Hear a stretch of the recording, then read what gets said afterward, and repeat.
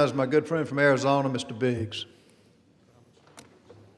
How much time is the gentleman recognized? How much time you've allotted the gentleman from Arizona? How much time do we have left? The gentleman has 17 minutes remaining. As much time as the gentleman may consume. Gentleman is recognized. Thank you, Mr. Speaker. Thank you, Mr. Norman. Thank you for raising this issue. This to me, this is an interesting issue because I'm hearing the argument is coming at us and it says, well, you know, there's no due process. Well, debate is a part of due process. That's part of due process, is to have this debate. You get to stand up, get to defend, and get to raise your issues, and you chose to take it back to committee, which, as Mr. Roy said, that kind of indicates that maybe you know that there's something that's not great about this. So I'm looking at this, and here's at least one of the exchanges that seems to have taken place, and maybe we'll hear some comment about it. That'd be good. You can make some comment about it, but in this exchange, Mr. Epstein sent a text message to the gentlelady from the Virgin Islands, and this is the quote. He brings up Rona, keeper of the secrets. And who's he referring to? Rona Graff. That's a Trump assistant. And Plaskett responds, Rona, ? Quick, I'm up next. Is that an acronym? So she wants to know what Mr. Epstein wants her to talk about. Don't you find that interesting? I find that really intriguing, especially since we know what Mr. Epstein was. And Epstein responds, that's his assistant. Doesn't really say much more than that.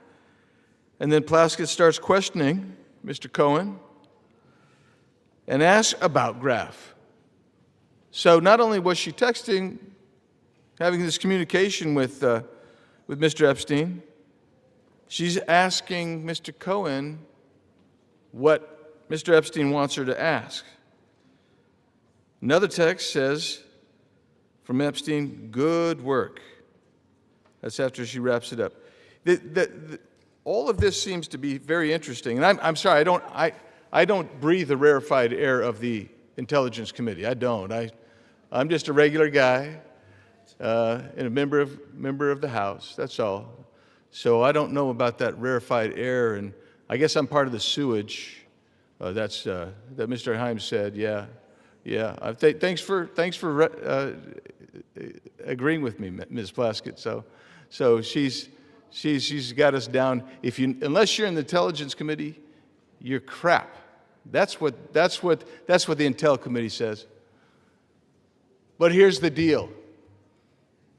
When you're sitting there in a sitting committee and you're having communications with a convicted sex offender, and you're taking their advice on how to ask questions, maybe you got a problem. Maybe your problem is that you've brought disrepute on the House. And this isn't from the articles. This is from the 10,000 pages or so released last week from the Oversight Committee that they received from the Epstein estate. This isn't fishing around. This is coming from real evidence.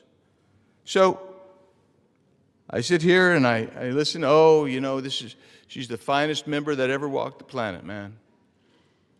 That's what you heard. But the bottom line is this.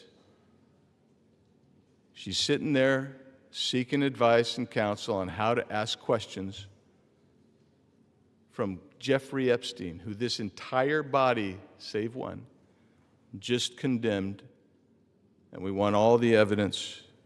And it's a shame to be here, but for one thing, you made the choice.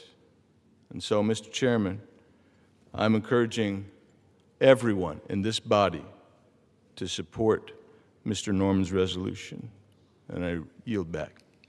Gentleman yields.